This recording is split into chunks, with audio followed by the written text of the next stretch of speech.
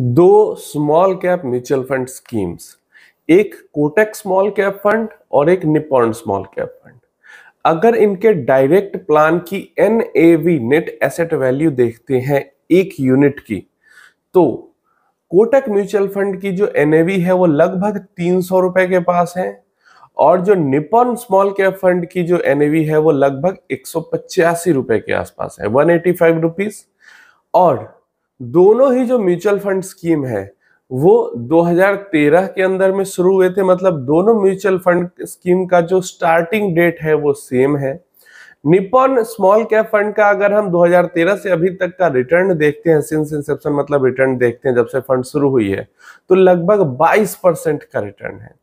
और Kotak small cap fund का जो रिटर्न है वो 20% के पास है।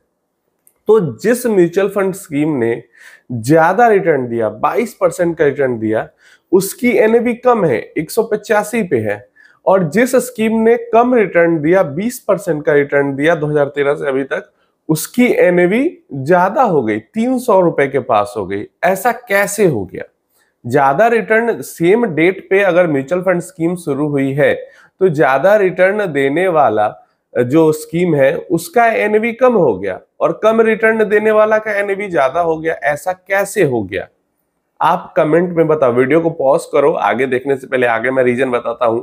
आप कमेंट में बताओ कि आखिर ऐसा हो कैसे गया, क्योंकि ये सवाल हमसे किया गया है और जब सवाल आपने पूछा है तो जवाब तो मुझे देना पड़ेगा। और इंटरेस्टिंग क्वेश्चन था, इसलिए मैंने सोचा वीडियो बना के जवाब देता हूं और सिंगल इस वीडियो में जवाब देता हूं।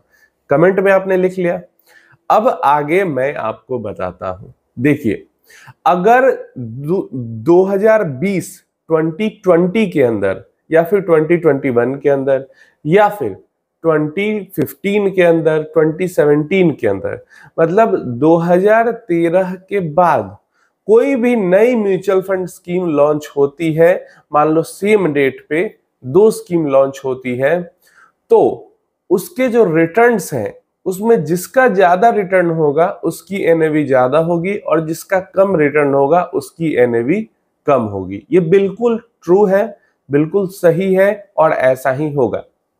मान लो अगर 2020 में कोई म्यूचुअल फंड स्कीम दो लॉन्च हुई, 2025 में उन दोनों में से जिसका रिटर्न ज्यादा होगा उसकी एनएवी ज्यादा होगी और जिसका रिटर्न कम होगा उसकी एनएवी कम होगी।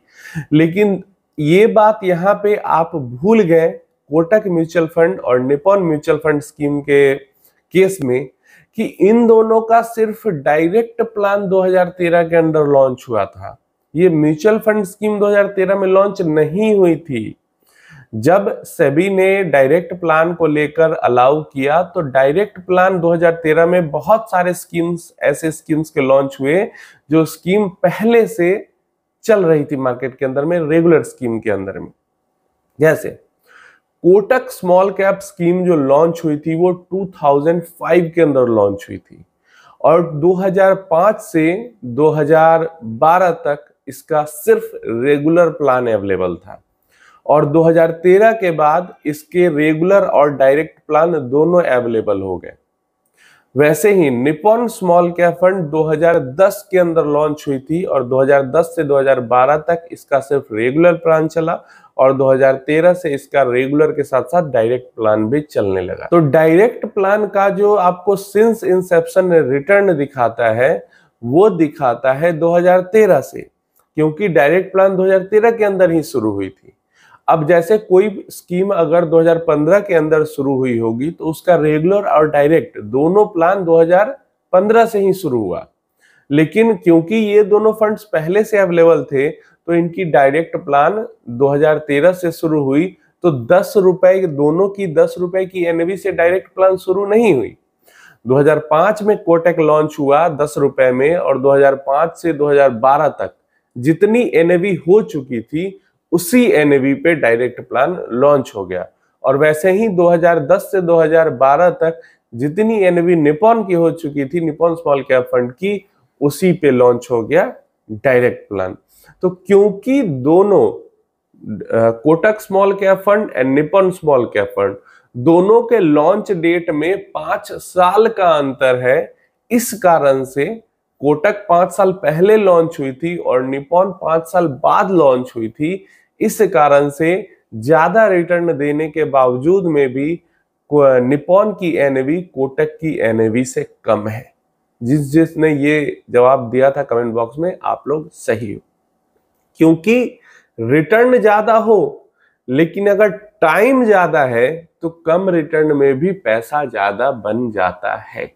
यहाँ पे 2% का ज्यादा रिटर्न है लेकिन 5 साल के गैप के कारण कोटक की एनएवी ज्यादा है। जैसे मान लो 2005 में कोटक की एनएवी शुरू हुई, तो 2005 से 2010 तक अगर 10 रुपए से 30 रुपए भी एनवी हो गई होगी, 3 गुना भी 4 गुना भी हो गई होगी एनवी। 2005 के बाद 2008 का क्रैश भी हुआ तो 2009 में 90-100% गेन भी हुआ। तो ऐसे अगर 10 रुपए से 30 रुपए भी एनवी हो गई होगी और फिर 2010 में निप्पॉन 10 रुपए से शुरू हुआ, तब तक कोटक तो ऑलरेडी 3 गुना हो चुका था। तो ये चीज होती है। अब उम्मीद है जो इन्फॉर्मेशन है वो क्लियर होगी और किसी तरीके का कंफ्यूजन नहीं होगा।